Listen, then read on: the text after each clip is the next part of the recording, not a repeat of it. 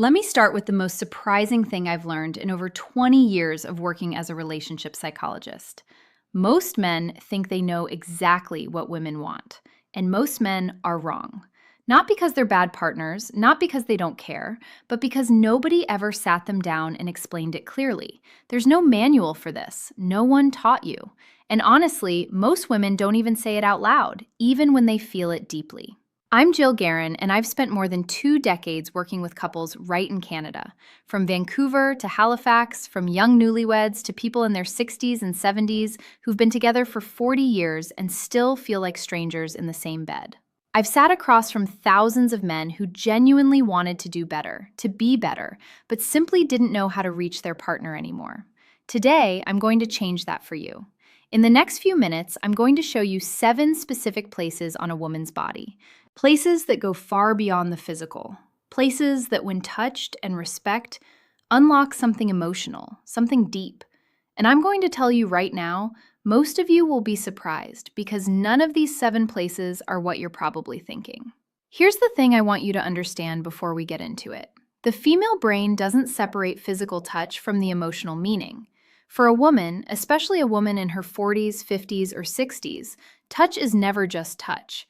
Every time you reach out and make contact, her nervous system is asking a question. Is this safe? Does he see me? Does he care? If the answer is yes, her whole body relaxes. She opens up. She moves toward you. If the answer is no, or even just, I'm not sure, she pulls back. Not because she doesn't love you, but because her body is doing what it was designed to do. Protect her emotional self first. I've heard this from women over and over again. One of my clients, I'll call her Patricia, 58 years old, been married for 31 years, she told me something I'll never forget. She said, "Claire, I don't need him to be perfect. I just need him to slow down long enough to actually feel me. Not just touch me, feel me." That sentence right there, that's the whole lesson. So let's get into it. 7 places, 7 opportunities to completely change the way your partner responds to you. Let's go. The first place is the back of the neck, right at the base of the hairline where it begins. This spot is one of the most underappreciated areas on a woman's body. Most men walk right past it, but this is where tension lives. This is where stress settles after a long day of carrying the weight of everything. Work, family, worry, all of it. When a woman is stressed or disconnected, that tension pulls right here. Now here's what I want you to do. Not aggressively, not as a massage that says, "Let me fix you," just the lightest touch. 2 or 3 fingertips, slow, no pressure, just warmth and presence. When you do this, something chemical happens. Her nervous system begins to downshift. Her breathing slows. The cortisol, that's the stress hormone, starts to ease, and in its place, oxytocin begins to rise. You might have heard oxytocin called the bonding hormone or the trust hormone. That's exactly what it is. And this spot behind the neck is one of the fastest ways to trigger it. She won't necessarily say anything. She might just go quiet. She might lean into it slightly. That silence isn't emptiness. That's her body saying yes. The second place is the soft skin between the shoulder blades. Think of this spot as her shield. It's the part of her back she can't easily reach herself. It's the part that carries invisible weight. When a woman is guarded, when she's built walls, consciously or not, this is where those walls live in her body. Now, I'm not talking about a deep tissue massage here. I'm talking about something much simpler and much more powerful. Just placing your hand there, flat, warm, still, no pressure, no agenda. When you do that, you're not just touching her back. You're communicating something that words can always say. I've got you. I'm here. You don't have to carry this alone. I've seen this one gesture completely shift the energy in a relationship. I worked with a couple in Toronto, both in their early 60s, both retired, both spending all day in the same house, and somehow feeling miles apart. The husband, a guy named Robert, started doing this one thing every evening when his wife was standing in the kitchen after dinner. He'd walk up behind her and rest his hand between her shoulder blades. No words, just presence. 3 weeks later, she told me, "I don't know what he's doing differently, but I feel like he's actually here again." That's clears throat, the power of this spot. The third place is the hands, specifically the fingers and the palm. Now, I know what you're thinking. Holding hands, that's the big secret. Hear me out. There's a difference between grabbing someone's hand and actually holding it. There's a difference between a quick squeeze and tracing your thumb slowly across her palm. The hands are deeply connected to a woman's emotional world. Her hands are how she gives, how she creates, how she expresses care. When you hold them with genuine attention, she feels understood in a way that goes straight to her heart. Try this next time you're sitting together watching TV, having coffee, doesn't matter. Take her hand, but instead of just holding it, use your thumb to slowly trace along her fingers one by one, or draw small, slow circles on her palm. No rush, no destination. 535. Research out of McGill University has shown that this type of slow, deliberate touch on the hands activates the same neural pathways as emotional affirmation. In plain terms, holding her hand thoughtfully communicates the same thing as telling her she matters. You don't have to say a word, your hands say it for you. The fourth place is the small hollow just below the jawline, directly behind the ear. This one surprises people every time I mention it. It's not a spot most men ever think about. It's subtle, it's easy to miss, and that's exactly why it's so powerful. This area is extraordinarily sensitive, packed with nerve endings, but it's also a spot that only gets touched when there's real closeness. It requires you to be near her, present, focused on her, not on where things are going. When you're sitting close together and you gently brush your fingertips along this spot, not with pressure, just warmth, you're doing two things at once. You're triggering a physical response that sends a wave of calm through her body, and you're sending an emotional signal.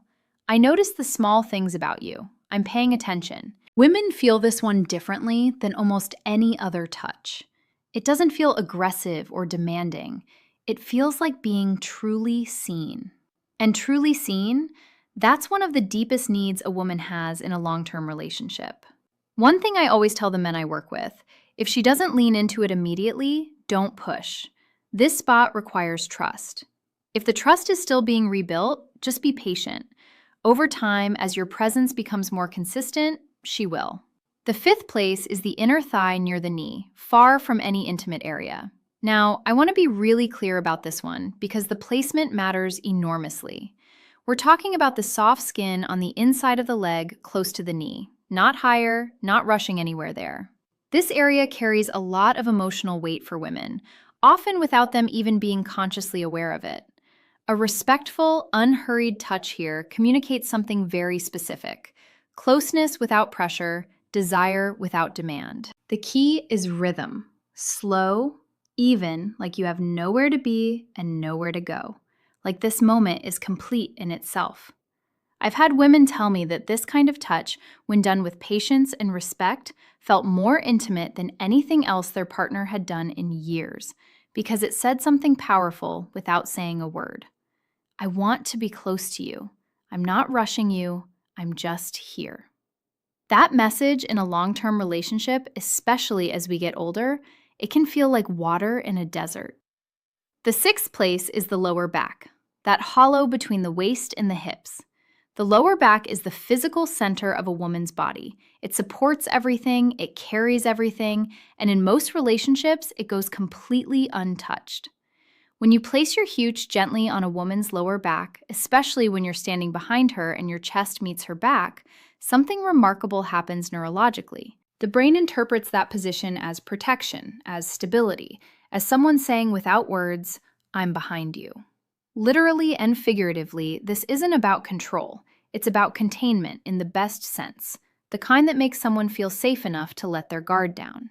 I want you to think about the last time you stood close to your partner from behind and just rested your hand on her lower back, not going anywhere, just there. If you can't remember the last time you did that, that's worth noticing. Try it this week, not as a technique, as a genuine expression of presence. Stand close, place your hand there, breathe. Let her feel that you're not in a hurry, that you're not trying to get somewhere, that this just being near her is enough for you right now. The seventh place is the most surprising one, and I'll tell you right now, it's not what most men expect.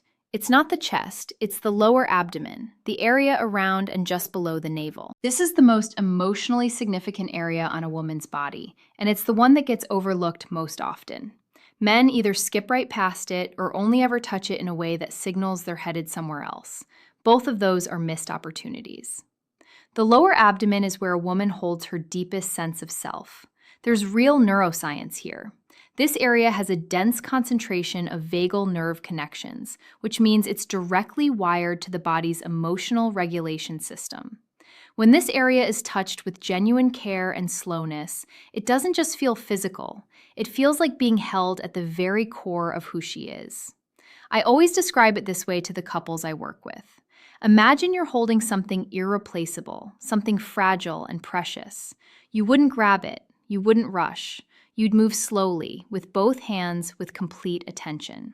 That's how to touch this place. A warm hand placed gently and with zero urgency on her lower abdomen. This signals something that words rarely accomplish. I trust you with all of me, and I hope you trust me with all of you. When a woman feels that her whole body responds, not because of technique, because of truth. Now, let me pull all of this together. 7 places: the back of the neck, the space between the shoulder blades, the hands, the hollow behind the ear, the inner thigh near the knee, the lower back, and the lower abdomen. None of these are secret. None of them are complicated. But I guarantee that most of you are not using them, not with the intention and the slowness they deserve. And here's why that matters. As 11:05, we get older. As relationships grow longer, a strange thing tends to happen. We stop reaching out. Not because we've stopped caring, but because the daily routine takes over. Because we assume our partner knows. Because we're tired or distracted. Or we just forget that 11:21, the small gestures are actually the big ones. But women feel that absence. They feel it in their body before they feel it in their mind. They wake up one day and realize they feel lonely. Not because their partner isn't there, but because their partner stopped touching them, stopped noticing them, stopped communicating through the language of physical presence. I think about a man I'll call David, 67, retired, based out of Edmonton.